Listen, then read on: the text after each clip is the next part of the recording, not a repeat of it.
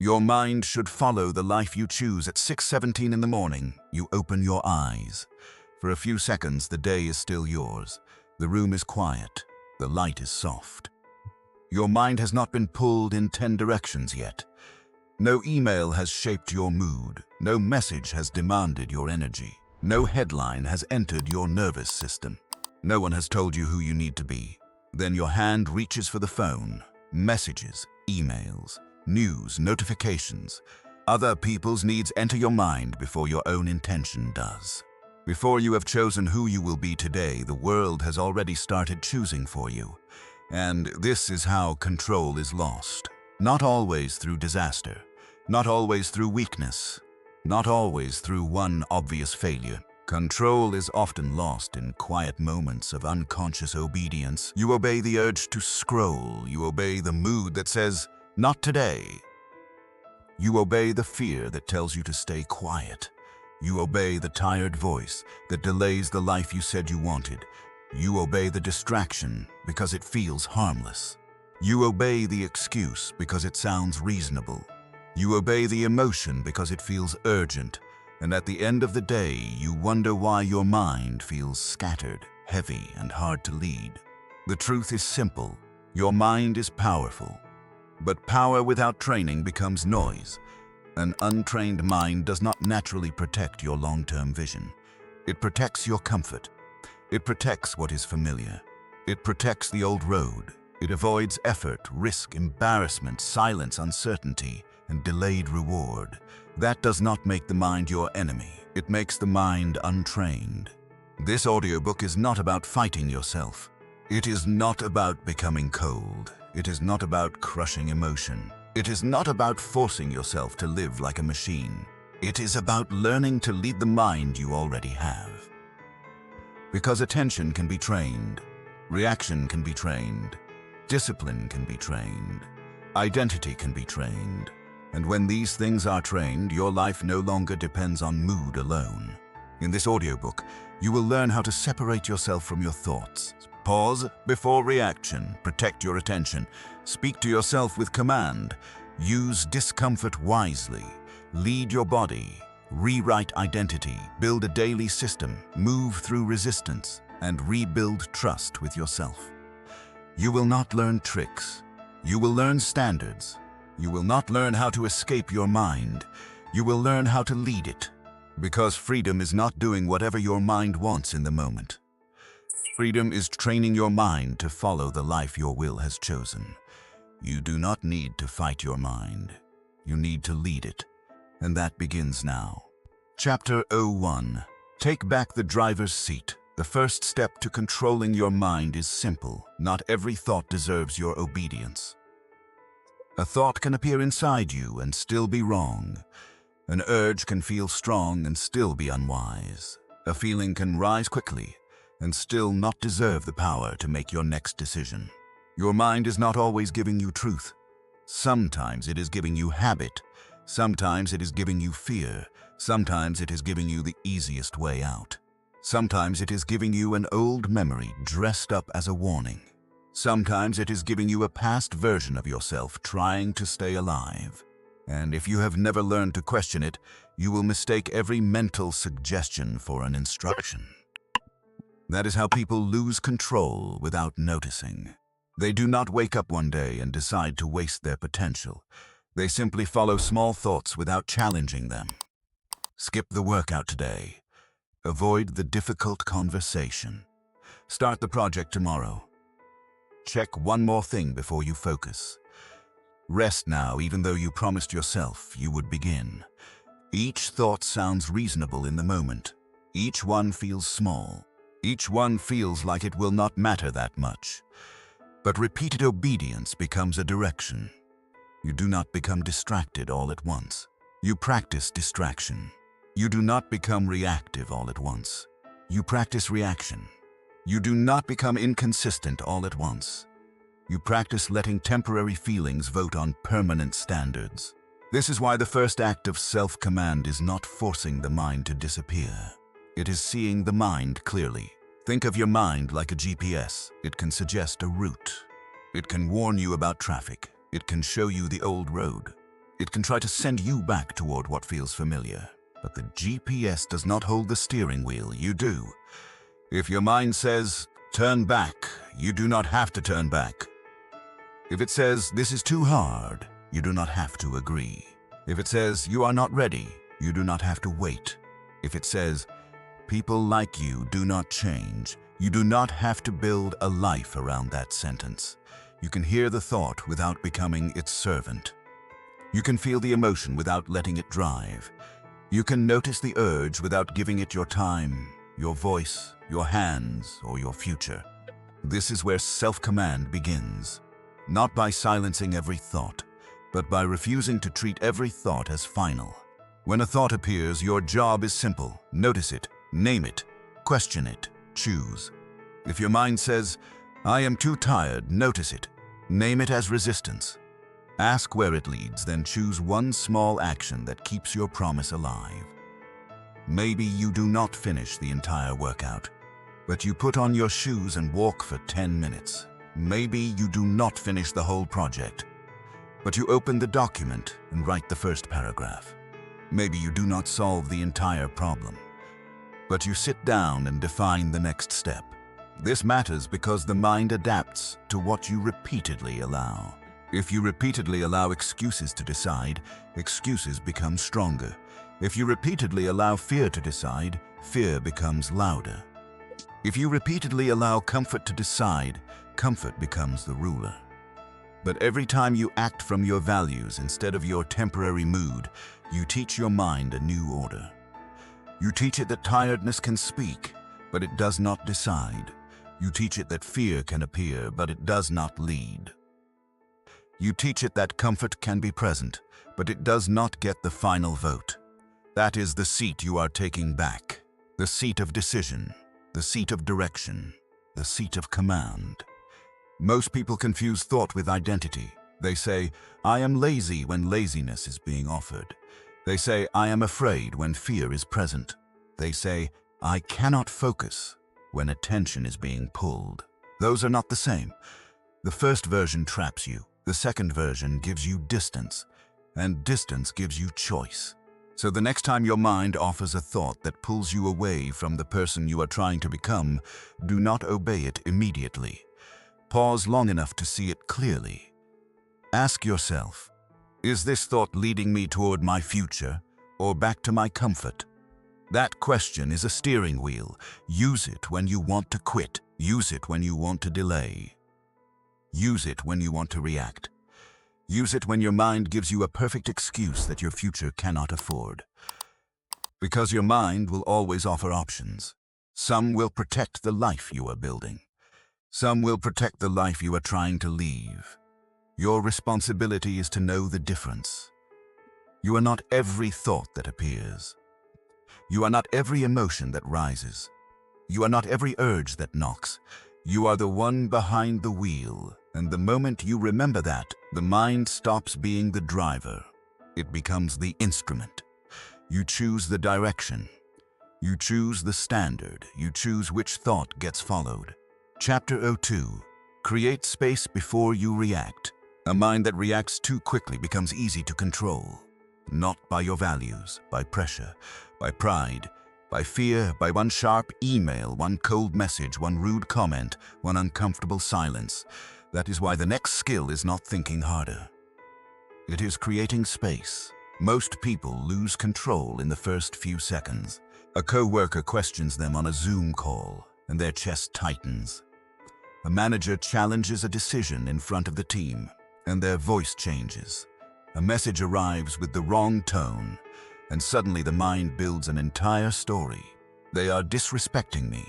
They do not care. I need to respond right now. So they type fast, speak fast, defend fast, and later, when the emotion fades, they see the damage more clearly than they saw the moment. That is the cost of reaction. Reaction spends peace before wisdom has time to speak. Control does not mean you never feel anger. It does not mean you become cold, silent, or detached from life. It means emotion does not receive instant permission to use your mouth, your hands, your decisions, or your future. A feeling can be real without being right. A feeling can be loud without being wise. A feeling can deserve attention without deserving control. When emotion rises, the mind wants speed. It wants to answer now, prove now, explain now, win now. But speed is not always strength. Sometimes speed is only impulse pretending to be certainty. Real strength is slower. It can stand in the heat without becoming the heat. Imagine sitting in your car after a long workday. The parking lot is half empty. Your shoulders are tense. Your brain is tired. Then a message comes in. It feels careless. It feels dismissive. It feels like someone did not understand what you were trying to say. Your first instinct is to send back something sharp, something that makes them feel what you feel, something that proves you are not weak. But before you press send, pause. Read it once. Breathe once. Ask yourself, am I responding to what happened or to the story my mind just created? That question can save relationships. It can save reputation. It can save an entire day from being controlled by one emotional wave. Use this rule. Do not let the first emotion write the final response. When something triggers you, follow 4 steps. Pause, breathe, name, choose, pause before you speak, type, decide, or walk away. 3 seconds is enough to break the automatic chain. Breathe slowly enough to tell your body that this is not an emergency. Name the emotion without drama. This is anger. This is embarrassment. This is fear. This is pride. Then choose the response that protects your standard, not your ego. This will feel unnatural at first. Your mind will tell you that pausing means losing. It will say something now. It will say, do not let them get away with that. It will say, if you stay calm, they win. But calm is not surrender. Calm is precision. A steady person is difficult to manipulate. You cannot be dragged into every argument. You cannot be pulled into every mood. You cannot be controlled by every delay, every tone, every opinion, every insult. You begin to move differently. Reaction is automatic. Response is chosen. Reaction protects the feeling of the moment. Response protects the person you are becoming. Start practicing this in small places. When traffic slows down. When someone interrupts you. When a task frustrates you. When a message irritates you. When you feel the urge to prove, defend, or strike back, do not rush to obey the surge. Create space. Let the feeling rise without handing it the wheel. Then decide who you want to be before you decide what you want to do. That is self-command, not the absence of emotion, the leadership of emotion. You do not control emotion by crushing it. You control it by creating space before it controls you. Chapters 03. Protect your attention like your future depends on it. Your attention is not a small thing. It is the steering wheel of your life. Where your attention goes, your time follows. Where your time goes, your energy follows. Where your energy goes, your future is built. That is why your attention must be protected. Not casually. Not sometimes, deliberately. Most people do not lose focus because they are weak. They lose focus because everything around them has been designed to interrupt them. The light's up. A tab stays open. A notification arrives. A video starts playing after the first one ends. A message feels urgent even when it is not important. By the end of the day, they have answered everyone, reacted to everything, checked every platform, and still feel strangely empty, busy but not clear, tired but not advanced, active but not aligned. That is the danger of scattered attention. It gives you movement without direction. You can spend an entire day responding and still never create anything. You can look productive from the outside and still feel internally lost. You can clear an inbox, reply to comments, organize files, check 5 platforms, and still avoid the one action that would actually move your life forward. This is why attention is sacred. Your mind cannot obey your will if your attention belongs to everything except your chosen life. So do not only demand focus, design for it.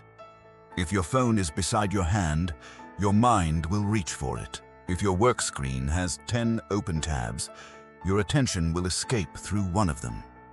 If your day begins with other people's priorities, your mind will spend the day reacting instead of leading. Protecting attention means making distraction harder and focus easier. Start with the first hour, before email, before social media, before news, before the outside world gets access to your mind. Give attention to something that belongs to your future. Write 3 things. What matters today? What must be protected? What is the one task that would make this day meaningful? Then begin before the noise begins. This one habit changes the emotional tone of your day. When you give your first clear attention to your own direction, you stop feeling like you are chasing the day from behind. You begin with command. Next, create one clean focus block. Not a perfect day. One clean block. 45 minutes, one task. Phone away, no extra tabs, no checking, no switching. If 45 minutes feels too long, start with 25. But during that time, teach your mind what single direction feels like. At first, it will resist. It will ask for stimulation. It will reach for novelty. It will tell you to check something after 5 minutes. Do not panic. That is not proof you cannot focus. That is proof your attention has been trained by interruption. Train it back. One clean block at a time. A focused mind is not built by wishing. It is built by returning. Again, again, again. When you notice your attention wandering, do not insult yourself. Bring it back. When the urge to check appears, do not dramatize it. Bring it back. When the mind says, just 1 minute, remember that 1 minute is often the doorway to losing the hour. Bring it back. The goal is not to control every hour of the day. The goal is to reclaim the hours that matter most, because attention is life in motion. Give attention to fear, and fear grows. Give attention to comparison, and insecurity grows. Give attention to discipline, and strength grows.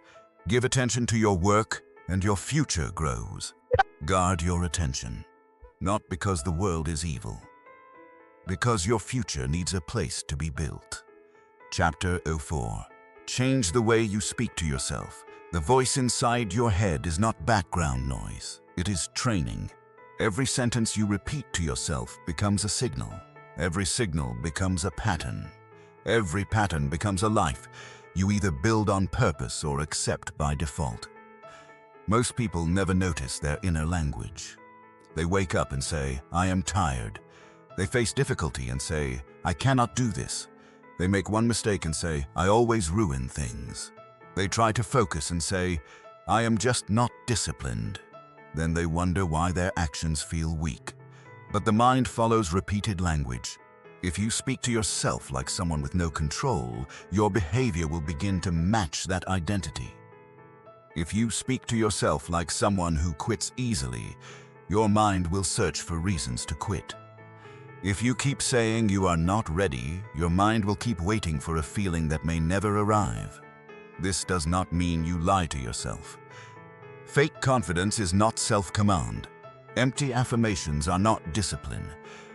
You do not need to say everything is perfect when it is not. You do not need to pretend you are fearless when fear is clearly present. You need language that gives direction. There is a difference between comfort language and command language. Comfort language says, I do not feel like it. Command language says, start for 5 minutes. Comfort language says, I failed again. Command language says, return now. Comfort language says, this is too hard. Command language says, break it into one step. Comfort language protects the mood. Command language protects the mission. The goal is not to be cruel to yourself. The goal is to lead yourself. A strong inner voice does not insult you. It gives you a next move. Think about the way a good coach speaks. A good coach does not say, you are hopeless. A good coach does not say, you ruined everything. A good coach does not say, you are weak, so give up. A good coach sees the mistake and gives the next instruction. Reset your feet, control your breath, run the play again. That is how your inner voice should work. Not soft in a way that makes excuses. Not harsh in a way that destroys trust. Clear, firm, useful. When your mind says, I cannot focus, Answer with precision. My attention is scattered. I will bring it back to one task. When your mind says, I always quit, answer with action. I will finish the smallest version today. When your mind says, I am too tired to change, answer with structure. I will do the lighter version, but I will not disappear.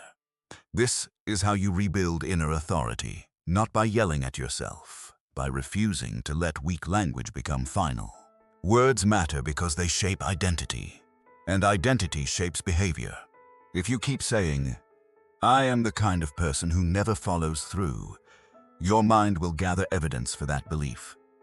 But if you say, I am becoming someone who keeps small promises, and then you keep one small promise, the mind receives a new instruction. That instruction becomes stronger through repetition. Begin today with one sentence.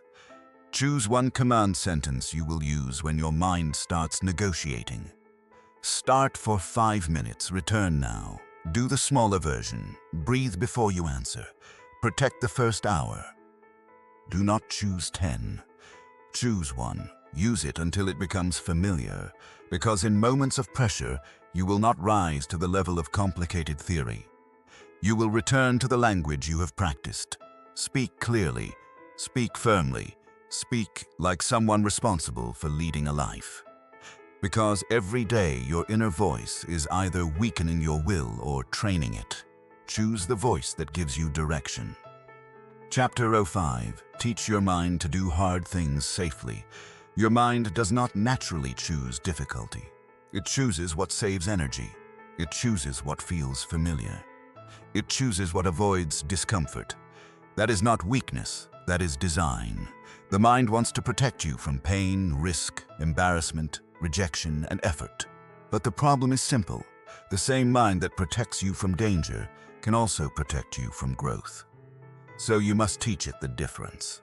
Not all discomfort is harm. Some discomfort is training. The burn of exercise is not the same as injury.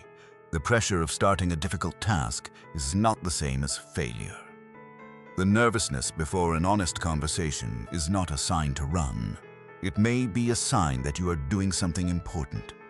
A life of self-command requires healthy discomfort, not extreme suffering, not punishment, not forcing yourself into burnout. Healthy discomfort is small, controlled, and chosen. It strengthens your trust in yourself without breaking your respect for yourself. You wake up and want to hit snooze. You get up anyway. You want to skip the walk. You go for 10 minutes. You want to avoid the email. You write the first draft. You want to delay the uncomfortable conversation. You schedule it. You want to quit after one bad day. You return before the day ends. Each action teaches the mind a new truth. Discomfort is not an emergency. Effort is not danger. Resistance is not a stop sign. Most people wait until they feel strong before they act.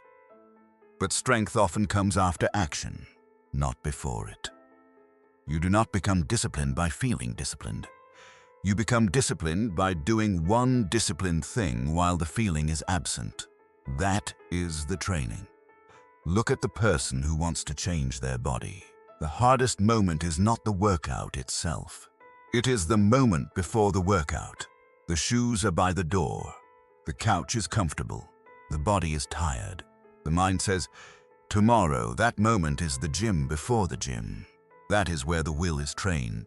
Or think about the person who wants to build a business after work. They come home tired. Dinner is done. The laptop is closed. The house is quiet. Nobody would know if they skipped tonight.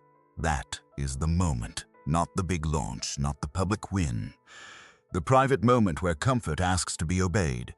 Self-command is built there. Start small. Choose one controlled discomfort each day. Make the bed when you want to leave it messy. Take the stairs when you want convenience. Do the first 10 minutes of the workout. Read 5 pages instead of scrolling. Clean the desk before you begin work. Say the honest sentence instead of avoiding it. The size is not the point. The signal is the point. You are teaching your mind that discomfort does not automatically change the plan. This is how confidence is built, not through speeches, through kept promises under pressure. Every time you do the right thing while not wanting to do it, you become more believable to yourself. And when you become believable to yourself, the mind resists less. It begins to understand that you are not choosing pain for no reason. You are choosing growth with direction. So do one hard thing today, not to punish yourself. To prove that comfort is not your master. Discomfort is not the enemy. It is the weight your will learns to lift. Chapter 06. Use your body to lead your mind. Your body is the first environment your mind lives inside. That is why sometimes the mind is not the first problem. The body is.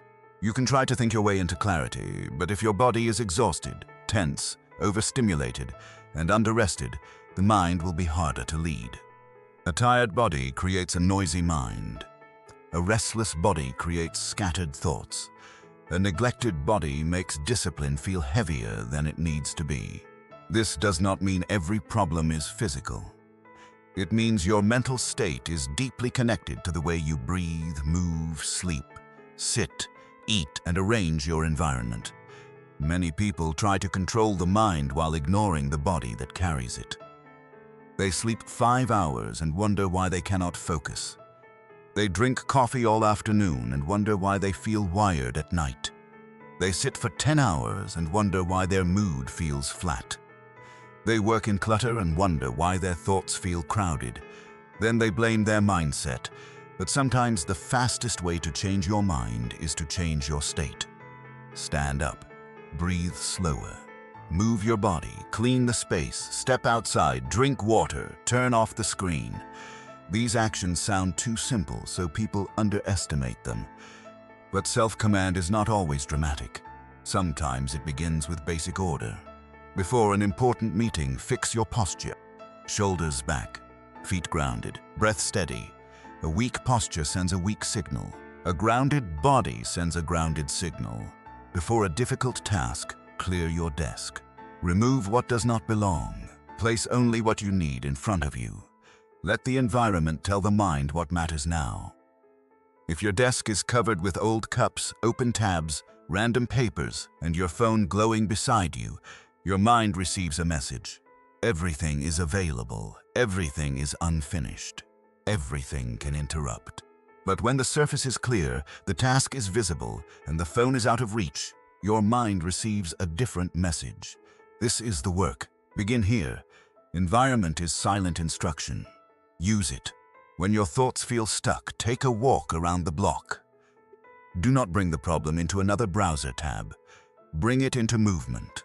Let the body move so the mind can loosen. When your emotions feel loud, slow the breath. Inhale, pause.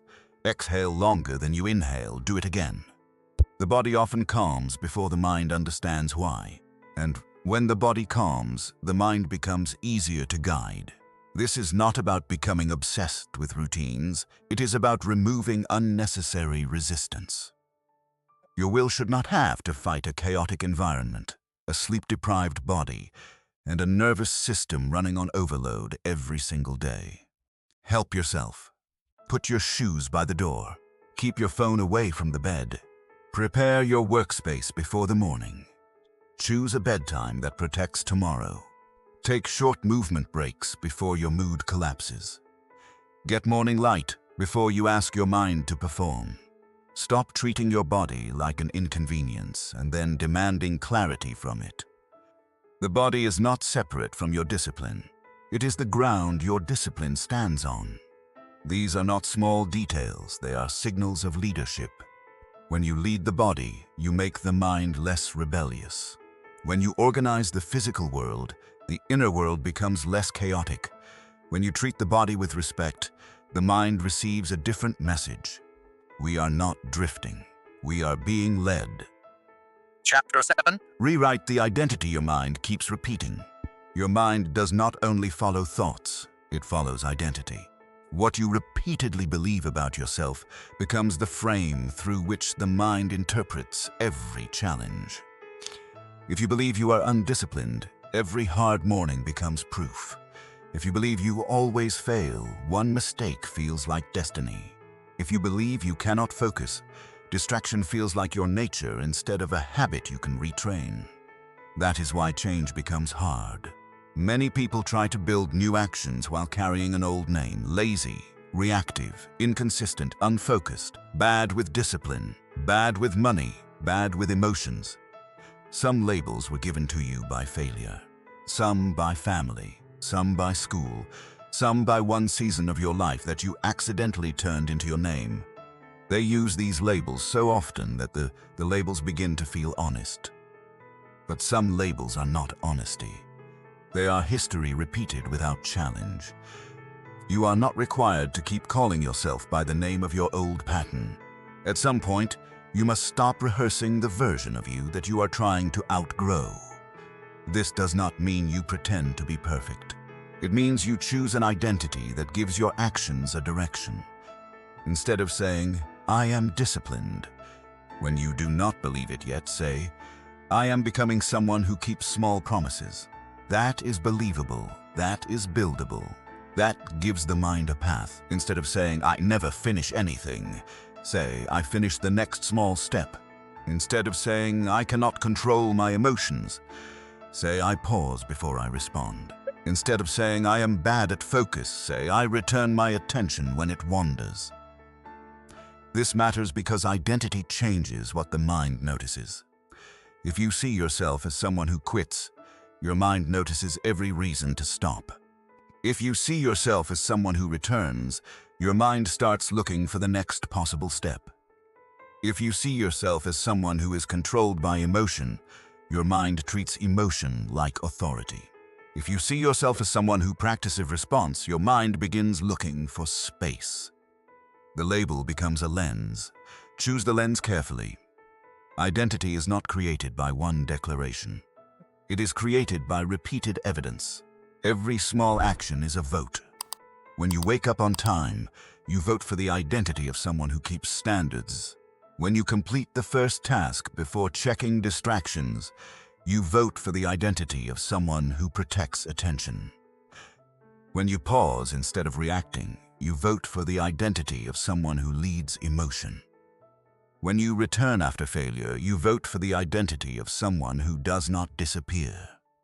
The goal is not to win every vote. The goal is to vote in the right direction more often. So write down 3 identity statements. Make them simple, make them active, make them connected to behavior. I am becoming someone who keeps one promise daily. I am becoming someone who chooses response over reaction. I am becoming someone who protects focus before comfort. Then attach each identity to one small action, not a dream, a behavior. Because the mind does not trust labels alone, it trusts repetition. If you repeat the identity but never act on it, the mind will not believe you. But if you act on it in small ways day after day, the identity becomes less like a sentence and more like a fact. This is how the mind is rewritten, not through fantasy. Through direction repeated until the old label loses power. You do not need to become a different person overnight. You need to stop voting for the old one automatically. Your mind follows the identity you prove, not the identity you wish for. Chapter 08. Build a daily system that reduces inner resistance. A chaotic day creates a rebellious mind. When there is no structure, every decision becomes a battle. What should I do first? When should I start? Should I check this? Should I wait? Should I rest? Should I push?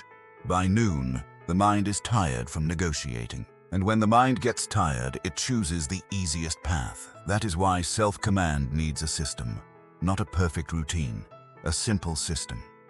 A system reduces the number of times you must rely on willpower. It tells the mind what happens next before the mind has time to argue. Most people fail because they leave the day open. They wake up without direction. They check messages before choosing priorities. They react to whatever feels urgent. They work in fragments. They end the day tired but unsure what they actually built. Then they call it a lack of discipline. But sometimes it is a lack of design. A structured day gives your mind fewer chances to escape your standards. Start with a morning command. Before the world asks anything from you, write 3 lines. What matters today? What must be protected? What is one action I will complete even if the day becomes messy? That simple act gives the mind a target. Next, create 1 focus block, not 5. 1. Choose the most important task and give it clean time. 45 minutes. No phone, no email, no open distractions. The mind must learn that when this block begins, negotiation ends. Then use movement as a reset. 10 minutes is enough. Walk, stretch, breathe, step outside. Let the body reset before the mind collapses into fatigue. Finally, close the day with review. Ask 1 question. Did I follow my comfort today or my values? Do not use this question to shame yourself. Use it to learn. A day reviewed becomes a day that teaches you. A day ignored becomes a pattern repeated unconsciously. Your system does not need to look impressive. It needs to work in real life, with deadlines, with family, with bills, with commute, with tired mornings and imperfect evenings. This matters because many people design routines for an imaginary version of themselves. They imagine the perfect morning, the perfect energy, the perfect schedule, the perfect silence. Then real life arrives.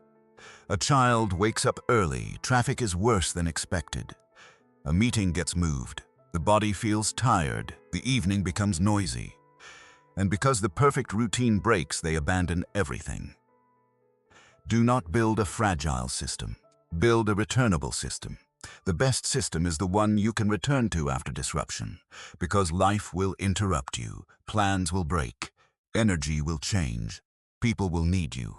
The mind will use these interruptions as excuses to abandon everything. Do not abandon everything. Return to the system. Shrink it if you must.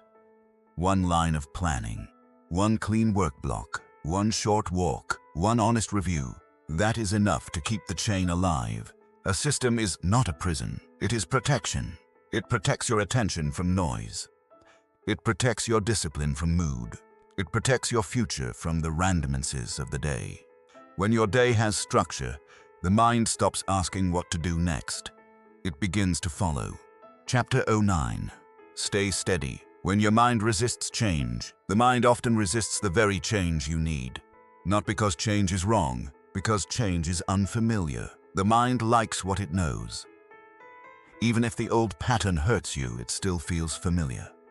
Even if the old habit wastes your life, it still feels safe. Even if the old identity keeps you small, it still feels like home. So when you begin to change, expect resistance. Do not be shocked by it. Do not treat it as a sign that you are failing. Resistance is part of retraining. You decide to wake up earlier, and the mind says, just 10 more minutes. You decide to focus, and the mind says, check 1 thing first. You decide to stop reacting, and the mind says, this time you need to defend yourself. You decide to stay consistent, and the mind says, you already missed 1 day. Start over Monday. This is how resistance speaks. It sounds reasonable. It sounds familiar. It sounds like you. But it is not always wisdom. Sometimes it is only the old pattern trying to survive. When resistance appears, do not make it dramatic.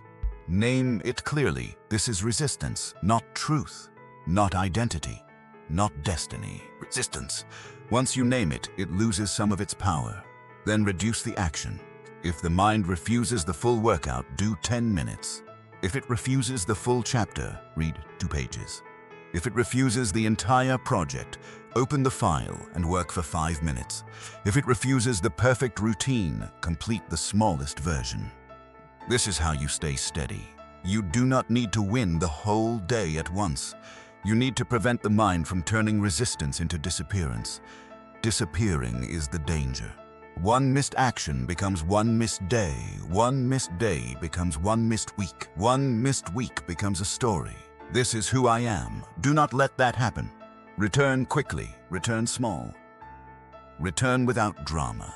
The faster you return, the less power failure has over your identity. A bad morning does not require a bad day. A missed workout does not require a missed week. A weak moment does not require a weak life. The mind will try to convince you that if you cannot do it perfectly, you should not do it at all. That is a trap. Perfection is often procrastination dressed in high standards. You see this everywhere. Someone misses one day at the gym and stops for 3 weeks. Someone breaks their diet at lunch and turns the whole day into a collapse. Someone fails to wake up early once and decides they are not a morning person. Someone loses focus for 10 minutes and says the entire work session is ruined. That is not discipline. That is drama. Self-command is not perfection. It is return. Return to the breath. Return to the task. Return to the promise. Return to the standard again and again. The person who wins is not the person who never feels resistance. It is the person who stops treating resistance as a command. So when your mind resists change, stay steady. Do less if needed. But do not disappear. Do not let a temporary mood vote on your permanent future. Chapter 10. Become someone your mind can trust. There is a quiet moment most people never talk about. It happens when no one is watching. You said you would begin. You did not begin. You said you would stop. You did not stop. You said tomorrow would be different. Tomorrow looked the same. No one else may notice. No one else may care. But something inside you notices. Your mind records the distance between what you say and what you do. That distance becomes self-doubt. Not loud at first. Quiet. Heavy. A private loss of confidence. This is why self-trust matters. You cannot lead a mind that no longer believes your decisions. Many people think they lack motivation, but often what they really lack is trust with themselves. They have made too many private promises and broken them quietly. Over time, the mind stops taking their decisions seriously. That can be rebuilt, but not with one emotional speech, with alignment. The most important relationship you repair is the one between your decision and your action. You rebuild self-trust the way you rebuild any trust. You make clear promises, you keep them. You stop promising what you are not willing to protect. This is maturity. Do not promise a new life overnight. Promise one completed action. Do not promise 2 hours of deep work if you cannot protect 20 minutes. Protect 20 minutes. Do not promise a perfect morning routine if you cannot keep one simple start. Keep one simple start. Do not promise you will never react again. Promise you will pause once today. The mind does not need dramatic promises. It needs consistent alignment. Choose 3 non-negotiable standards for the next 30 days. Keep one promise to yourself every day. Pause before reacting. Protect the first focused block of the day. Return quickly after a bad moment. Finish the smallest version instead of quitting. Choose standards that are clear enough to follow and small enough to repeat. Then live them, quietly, privately, without needing applause. Because the deepest form of power is not public performance. It is private alignment. Private alignment is when your calendar, your mouth, your choices, and your standards stop contradicting each other. What you say matters. What you do matters more. When your actions match your decisions, something inside you changes. Your choices carry more weight. Your mind stops laughing at your plans because it has watched you follow through. It has seen you return. It has seen you finish. It has seen you choose the standard when comfort was available. That is when the mind begins to follow faster. Not because it has been forced, because it trusts the one leading. This is the final goal. Not to crush the mind, not to silence every feeling, not to live like a machine. The goal is to become so aligned, so steady, and so honest with yourself that your mind understands the direction. You decide, then you act, you fall, then you return, you feel resistance. Then you choose the standard anyway. That is how self-command becomes identity. At the end of this path, you are not someone who never struggles. You are someone who knows how to lead yourself through struggle. You are not someone who never feels fear. You are someone who does not let fear hold the steering wheel. You are not someone who never gets tired. You are someone who keeps the smallest promise even when tired. That is real power, quiet power, private power. Power that does not need to announce itself. Your mind learns to follow you when your private actions match your chosen life. The 72-hour self-command challenge, you now have the foundation, not theory, a way to practice. You learned to separate yourself from every thought that appears. You learned to create space before reaction. You learned to protect your attention, speak to yourself with direction. Use discomfort as training, lead the body, rewrite identity, build structure, return through resistance, and rebuild trust with yourself. These are not separate skills. They are one path. The path of self-command. Awareness tells you, I am not every thought. Attention tells you, I choose where my life goes. Discipline tells you, I can act before I feel ready. Identity tells you, I become what I repeatedly practice. Self-trust tells you, when I decide, I follow. That is how the mind changes, not all at once, not through pressure, through repeated alignment. So here is your challenge for the next 72 hours. Day 1. Protect your first hour. Do not give it to your phone, the news, messages, or noise. Write 3 lines. What matters today? What must be protected? And what action will prove your standard? Day 2. Do one difficult thing before the easy thing. Make the call. Start the workout. Open the project. Clean the space. Take the first step before comfort gets a vote. Day 3. Pause before reaction. When emotion rises, do not rush. Breathe. Name it. Choose the response that protects your future, not your ego. Do not make this complicated. Make it real. 1 hour, one hard thing, one pause. That is enough to begin. Picture yourself 3 days from now. Nothing magical needs to happen. But you will know something important. You can interrupt the pattern. You can wake up and not hand the day away immediately. You can face discomfort and not run from it. You can feel emotion and not let it speak before wisdom arrives. That is where the new life begins, not in a fantasy, in a decision repeated quietly. Freedom is not doing whatever your mind wants in the moment. Freedom is training your mind to follow the life your will has chosen. So start today, not when you feel ready, not when life becomes quiet, not when the perfect version of you appears. Start with the mind you have, the body you have, the day you have. Lead it now. Your mind does not need more promises, it needs proof.